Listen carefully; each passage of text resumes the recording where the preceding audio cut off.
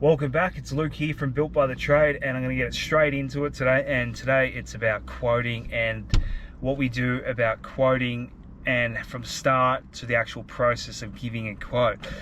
Now, how to actually stop people from wasting time with quotes is what I do.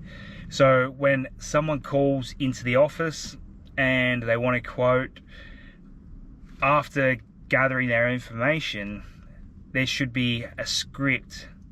Now that's great, you want a quote between 1 and 5, 1 being you're not that serious, maybe in the next few months, or you just want a price, you're not that serious about getting it done, and 5 being you're serious, you want to get it fixed, and yeah, you're looking to move out as soon as possible. Where would you say you are between 1 and 5?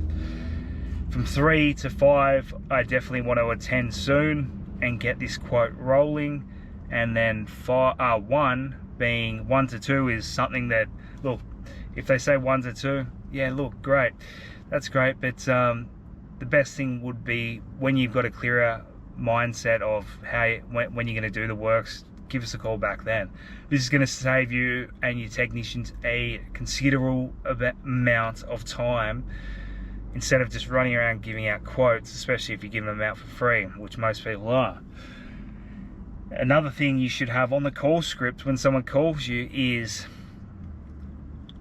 the quote being is, great, yeah, we can give you a quote, we just need to know that whoever's going to be on site is actually going to be the decision maker. Because when we're sending a technician to site to give a quote, and this person's serious about getting a quote, we want to get this ball rolling as soon as possible. And the reason why, because we want to get the job and we want to get it in our books and get it on the books, and start getting this job underway so we don't lose it. So that's there's 2 things: working out between 1 and 5 if they're serious about the quote, and then making sure a decision maker's on site so we can get the quote to you on site, get it approved. Now, moving forward, when you get to site, you send the technician. Depending on how large the job is how much time you're going to spend with the customer.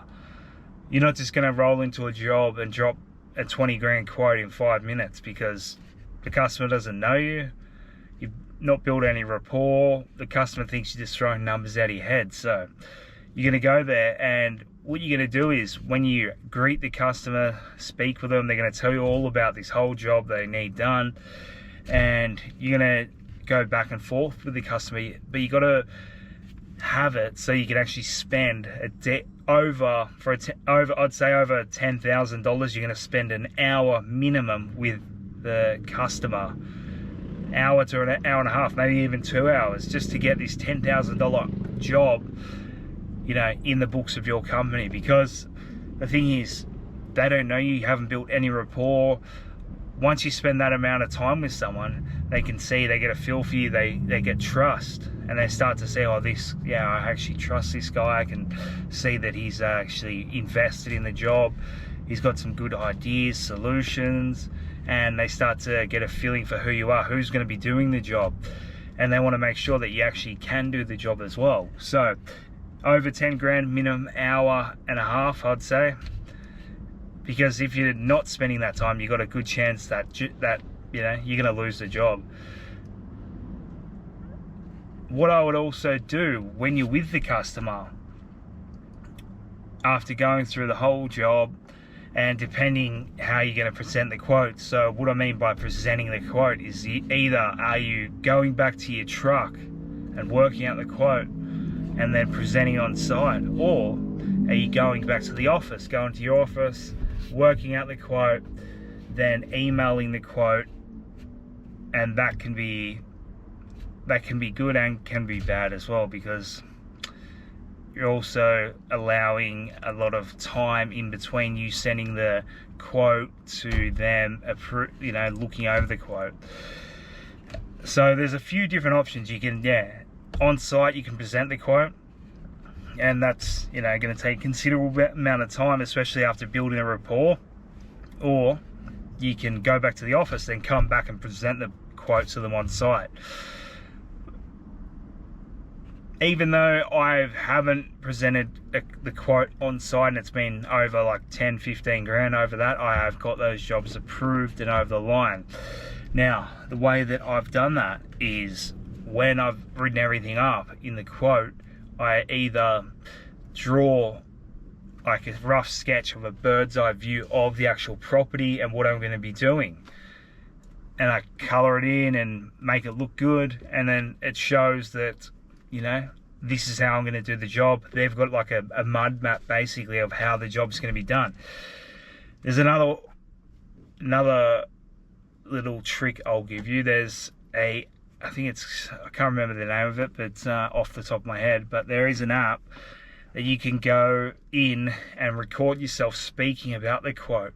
So basically you're running through the customer with a video. You don't have to be on site. You're just in an office and you're talking about the quote, what you're going to do, and it's you speaking in front of a screen. Down in the bottom corner you got your head up, you know, on the actual page of the videos of the actual quote, and then you're going through the quote. So by doing these two, you know, I would call them a trick, not a trick, but an add-on that's going to help you actually get this quote over the line. So going back to your office, you can always still win $10,000 quotes, but there's a few things yet. Like I said, have a drawing. How are you going to do it?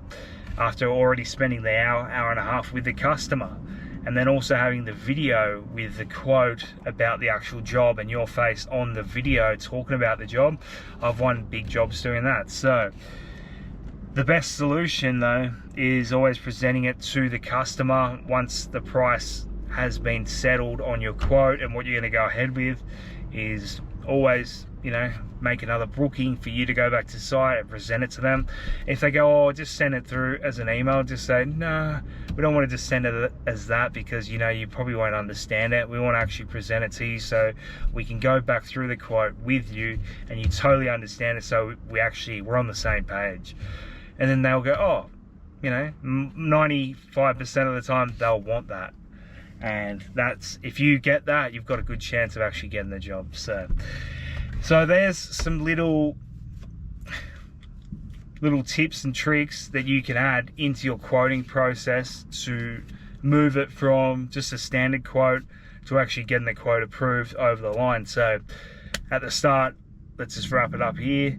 We'll go through the call. From the start is you asking the customer between 1 and 5 if they're serious about the job, how I said it, and then working out, is the decision maker going to be on site? And you want the decision maker there because they're the people that make the decisions of that household, and you're going to present the price to them on site if that's the case. And then also you got to spend the time with them. You got to spend the quality time with the customer so they get to trust you.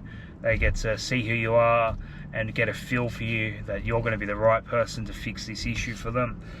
And then at the end, either if you're sending the quote, like I said, through an email, you got to do the video, but also the drawing. And if you don't want to do that, then it's connecting back with the customer and presenting the price on site, because you don't want to scare them with the price you're sending and the quote. They won't understand it. So you want to be on the same page.